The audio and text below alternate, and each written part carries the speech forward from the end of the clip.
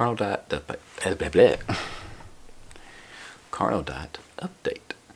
This is the 6th day I've been on it. I haven't noticed anything significant with like digestive wise or anything like that.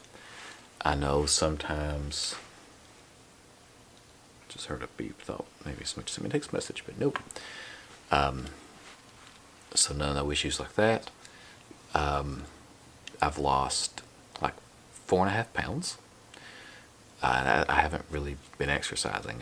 It's purely diet change right now, and I'm not following it very strictly. I'm still getting sugar. I'm still eating some carbs, things like that. I don't get me wrong, I've cut out a large portion of candy and just crap that I used to eat. I mean,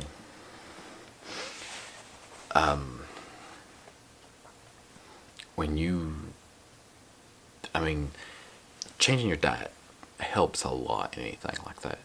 And the way I've done it, I've just stopped. Okay, take it back. Haven't completely stopped eating them, because I know like the first 2 days I said I messed up. Then last Friday I ate some donuts because they were at this thing for my son, and so I have cheated a little, but I've pretty much stayed on it mostly, and it's really good. I like the sous vide, or sous vibe, or whatever you call it. Basically, it's a water bath that you put the meat in, and you cook it in that. It makes steaks really good. Let's see. What else? Anything else? Not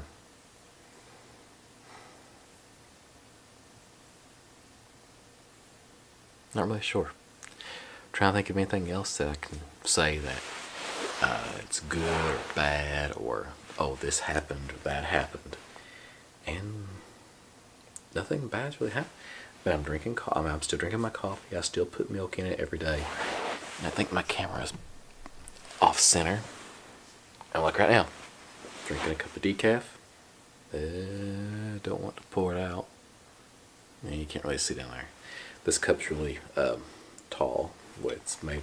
But I have milk in it. So there's got milk fats and sugars and everything in it. But I know some people are like, oh, you gotta drink black coffee, you gotta do this. And maybe if you've lost as much as you can on the diet, and then you're trying to cut out extra things, I mean, that'd be something you could cut out. But there are certain things I'm not going to give up. It's like, what was the joke somebody said? I could be a vegetarian if it wasn't for all the no eating meat thing. So yeah, there's certain things I'm not going to give up, because I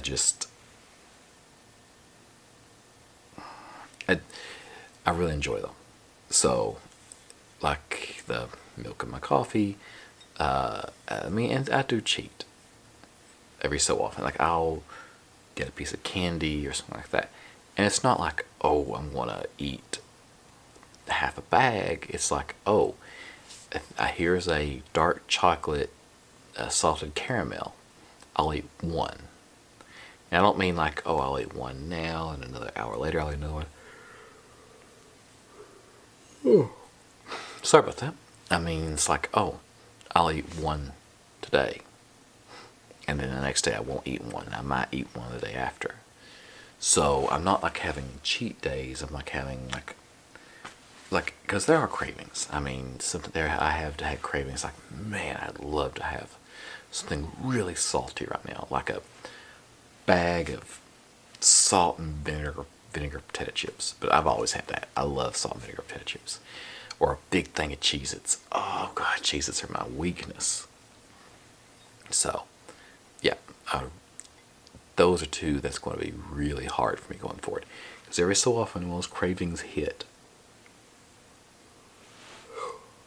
it's like I want it now, and it's like just drives me crazy. And a few things I do think I need to change, or I'm going to have issues. Right now, I have like 6 bottles of Mexican Coke, like the Coca-Cola, and right now, temptation, it's not really there. In a month, or in a week or two, I mean, that temptation is probably going to be really strong to drink those. I'm yawning my head off for some reason. So yeah, those are things that I can see being on this diet are going to make it very difficult. But it's also a reason why I'm trying to not just 100% go, oh, not going to eat any of this. Because I don't want to go, I haven't had sugar in 2 weeks and then just eat an entire box of something. So that's what I'm trying to prevent.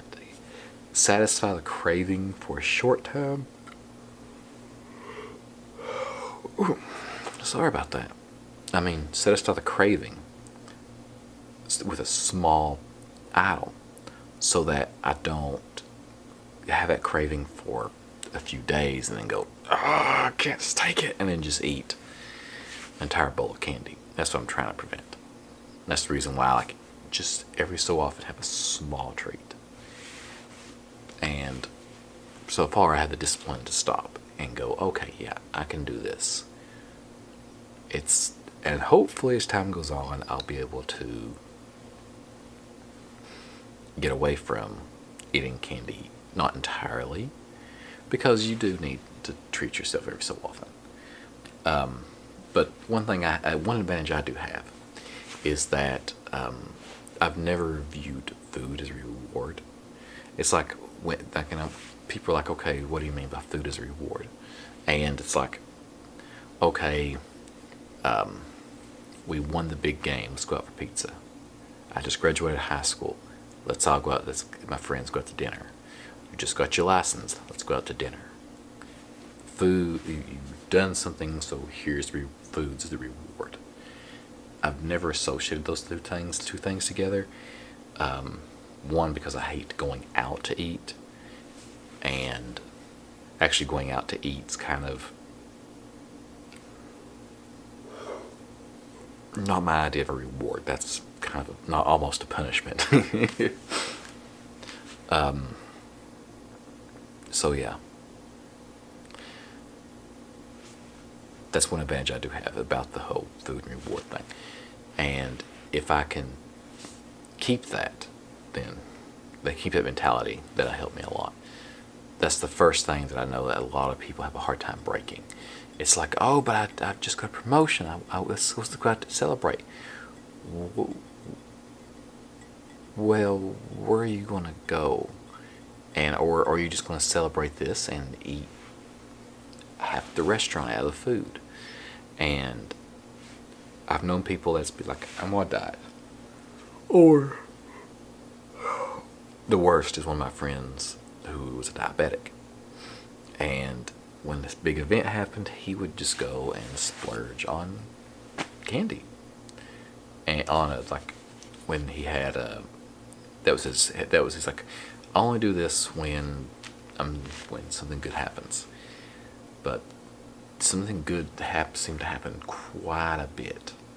And that's the whole thing with his reward was really hurting him. I mean, I remember when we were working together, there were times to when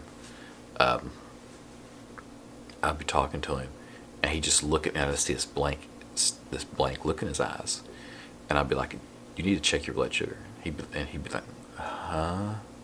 And I would literally shake him and be like, "Dude, focus, check your blood sugar." And he would never do it at his desk. He would always go to the bathroom. But this time, he was so out of it. He just pulled his stuff out right there. He had this weird little thing, like he put on his finger, squeezed it, and tested it and everything. And he sobered up. I mean, not sobered up, but he became two really quick when he saw this number on his thing. And he literally started got his insulin out and gave himself a shot, because he was like, holy cow. He even says that if I wouldn't have done that, he would have probably passed out and he may have went into diabetic coma. Because I think it was a diabetic coma. He said, not insulin shock.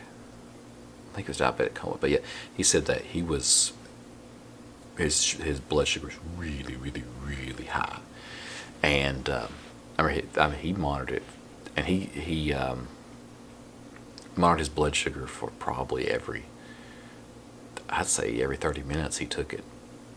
And he even told me, he said that he's like, I'm sorry that I'm doing this here at this desk, but I don't want to, because he said to do that so many times, we would hit the breaks that we'd have to take. But I was like, man, I can't even imagine that type of issue that you'd have to deal with. And that was crazy. But anyways, the diet so far is going very good. I haven't been on it long enough to go, oh, I feel great, or man, this is really messing with me. But so far, everything's pretty good.